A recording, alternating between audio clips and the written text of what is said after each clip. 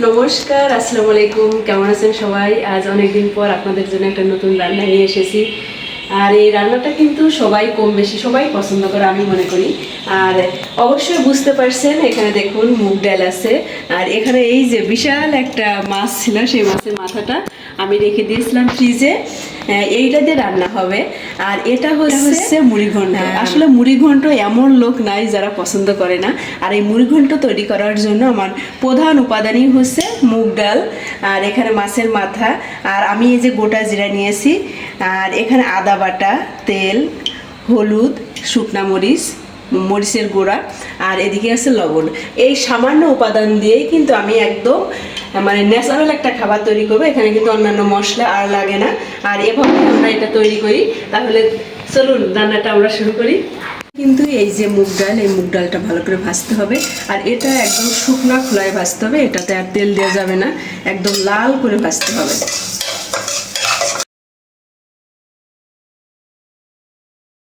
ডালটা কিন্তু আমি একদম লাল লাল করে ভেজে নিয়েছি, এত সুন্দর একটা ঘ্রাণ বেরিয়েছে। আর এটা কিন্তু আমি এই যে একদম জলের ভিতরে এটা দিয়ে দিব।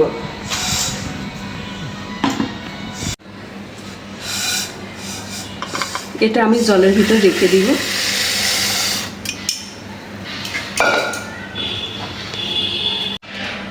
এই ডালটা কিন্তু আমি জলে একটু ভিজিয়ে রেখেছিলাম, এখন এটা সিদ্ধ বসাবো।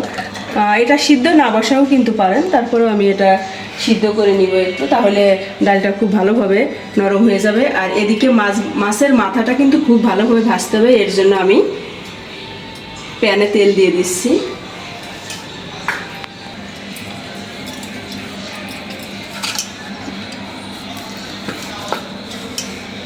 লবণ হলুদ দিয়ে এই মাছের মাথাটা খুব ভালোভাবে মানে ভাজতে হবে। আর যত ভালোভাবে মাছের মাথাটা কিন্তু ভাজা হবে, আমাদের মুড়ি ঘন্টটা খুব মানে ততই আমার মনে হয় টেস্টি হবে। আমি এইভাবে সবসময় রান্না করে থাকি। আর এভাবে আপনারা চেষ্টা করবেন। মাছের মাথাটা কিন্তু কখনোই আপনারা সিদ্ধ দিয়ে এটা করবেন না, কারণ সেই টেস্টি কিন্তু পাবেন না। এটা মশমশা করে ভেজে নিতে হবে। আর আমার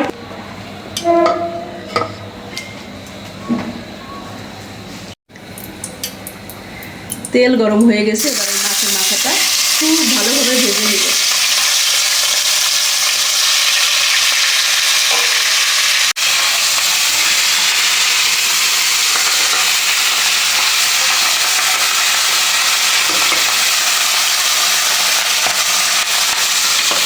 আমি কিন্তু মাছের মাথাটা ঢেকে ঢেকে ভাজি করছি, কারণ এটা অনেক তেলযুক্ত মাছ।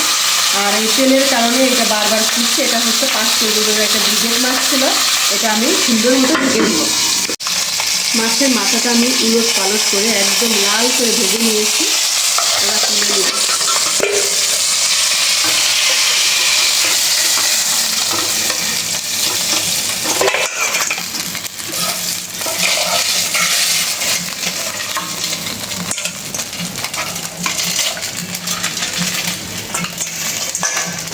তুলে নেওয়ার পর কিন্তু আমার একটা কাজ বাকি আছে, আর সেটা হচ্ছে এই যে দেখুন, এইটা দিয়ে আমি সুন্দরভাবে মাছের মাথাটা ভেঙে নিচ্ছি।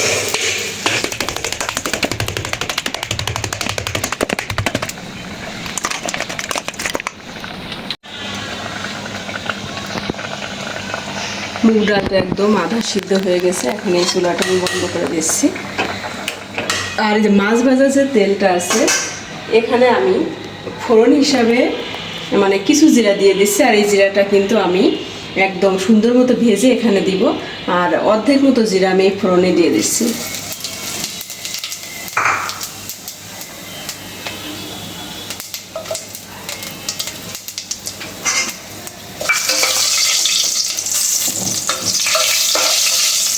আর দিয়ে দিলাম গোটা শুকনো মরিচ।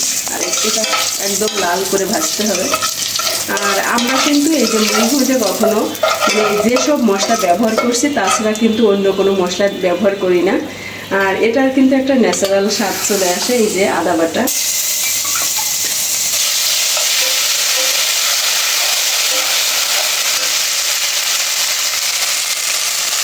আর কয়েকটা কাঁচা মরিচও দিয়ে দেবো, গোটা কাঁচা মরিচ।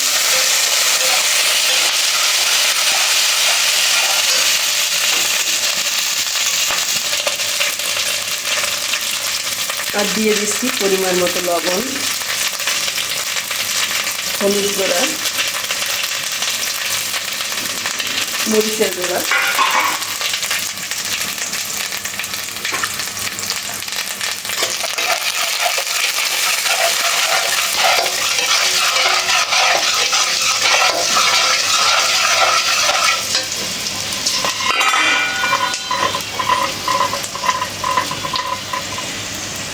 আর মশলাটা আমার খুব ভালোভাবে কষানো শেষ। এই যে একদম ভালোভাবে কষাতে হবে। আর আমরা মাছ যতই ভাজি করি না কেন, এটাতে অনেক বড় মাছের মাথা, এর জন্য ভিতরে কিন্তু একটু ভিতরেরটা একটু কম ভাজা হয়, এর জন্য এই মাছটাই মশলার ভিতর দিয়ে দিব।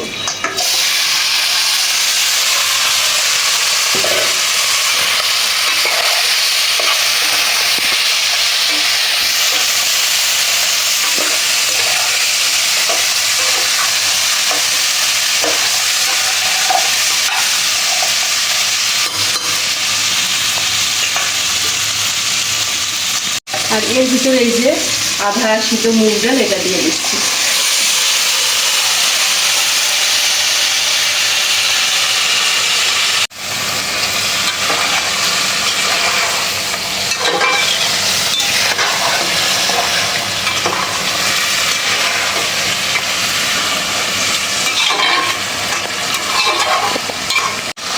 মাছের মাথা মুগ ডাল দিয়ে সামান্য জল দিয়ে ঢেকে রাখবো, কারণ আমার মুগ ডাল অর্ধেক সিদ্ধ হয়েছিল, আর ঢেকে রাখলে এটা পুরোটা এখন সিদ্ধ হয়ে যাবে। এই যে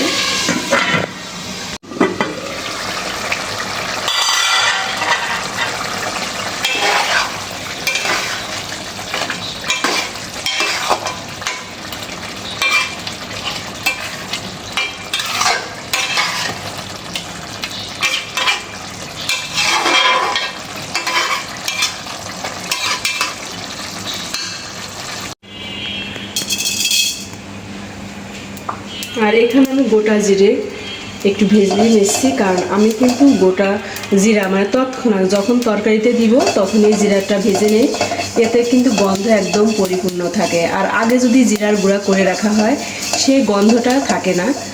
আর আমার এই যে বাটার একটা জিনিসও আছে, আমি এইটাই করে সবসময় এই জিরাটা বেটে নিই। দেখুন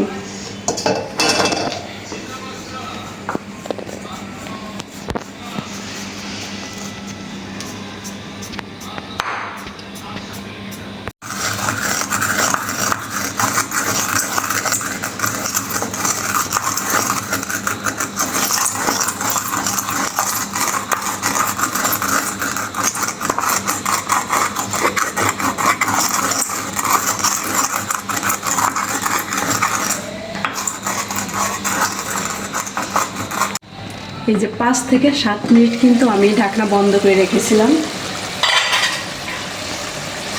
আর এরই মধ্যে কিন্তু আমার এই যে একদম পারফেক্ট সিদ্ধ হয়ে গেছে।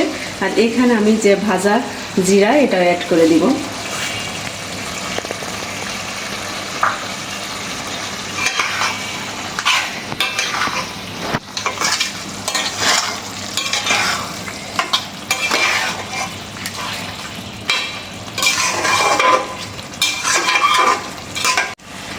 আমি এখন একদম 2 থেকে 3 মিনিট সর্বোচ্চ এটা দমে বসায় রাখবো, যেন উপরে তেলটা উঠে আসে। একদম চুলার আঁচটাও একদম কমে দিয়ে দিব।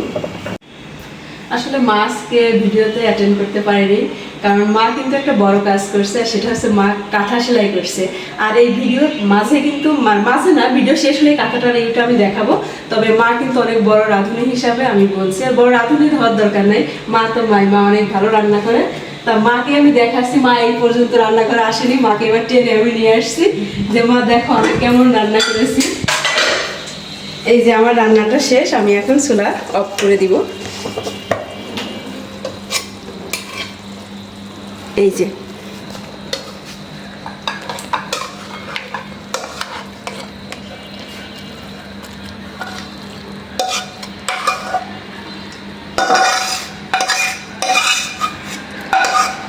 কিছু দিলে ভালো লাগছে না।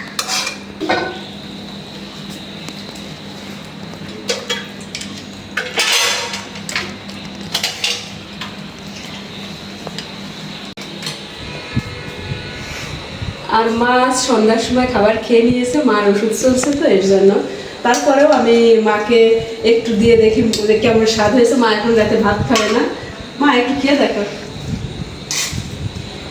একটু খেয়ে দেখো কেমন হয়েছে। মা আবার তেমন, ঠিক আছে, মা তেমন গরম খেতে পারে না। মা তারপরে একটু তুমি সামান্য একটু নিয়ে দেখো স্বাদ হয়েছে কিনা। অনেক গরম।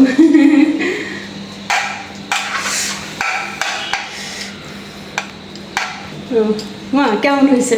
সুন্দর হয়েছে। স্বাদ হয়েছে? কারণ তুমি তো অনেক ভালো রান্না করো, এর জন্য আমরা রান্না করে তোমাকে দিলেও ভয় লাগে যে আসলে সুন্দর হয়েছে কিনা। আর মা ভালো হলেও বলে ভালো হয়েছে, মন্দ হলেও। তবে মা ভালো হয়েছে না, সত্যি সত্যি বলো? না, সত্যি সত্যি ভালো হয়েছে। যাক, মার ভালো লাগছে, তার মানে খাবারটা মনে হয় ভালো হয়েছে।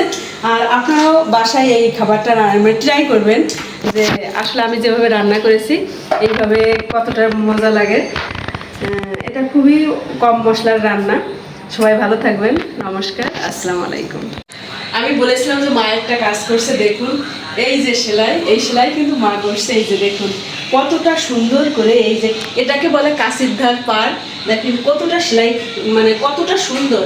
আর এই যে সামান্য একটু আছে, এই যে মাঝে এইটুকু আছে, এইটুকু করলে কিন্তু এটা শেষ। আর এটা মা তার নাতি নাতনির জন্য করছে, নাতনির জন্য একটা দিয়েছে, আর 3টা নাতি ছেলে আসছে, তাদের জন্য এটা করছে। দেখুন কতটা সুন্দর। আর ভালো লাগলে অবশ্যই কমেন্ট করে জানাবেন আপনারা কেমন হয়েছে কাঁথাটা।